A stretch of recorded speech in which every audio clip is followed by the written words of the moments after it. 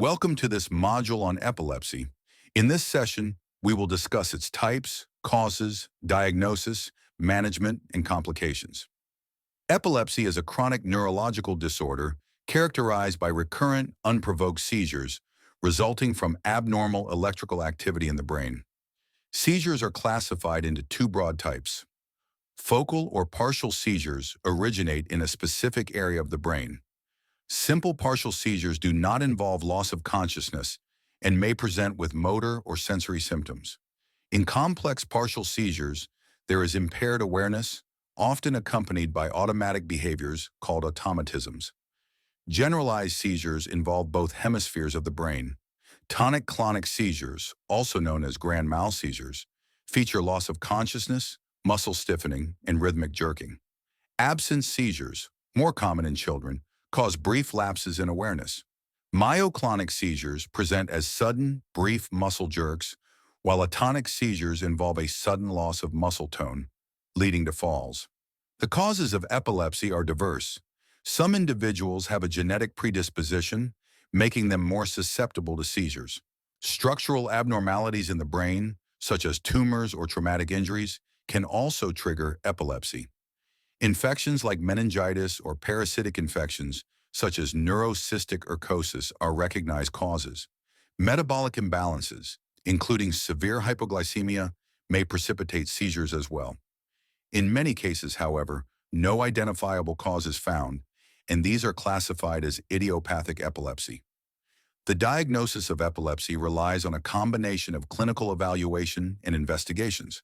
An electroencephalogram is used to detect abnormal electrical activity in the brain that is characteristic of seizures. Brain MRI is important to identify or exclude structural causes such as tumors or scarring. Additionally, blood tests are performed to detect any underlying metabolic imbalances that might be contributing to seizure activity. The management of epilepsy primarily involves the use of anti-epileptic drugs such as carbamazepine, valproate, or levetiracetam to control seizure activity. For cases of drug-resistant focal epilepsy, surgical intervention to remove the seizure focus may be considered. Vagus nerve stimulation, a device-based therapy, can also help reduce seizure frequency. Additionally, lifestyle modifications, including maintaining regular sleep patterns and avoiding known seizure triggers, play a vital role in long-term management. Epilepsy can lead to several important complications. Injuries such as fractures or head trauma may occur during seizures.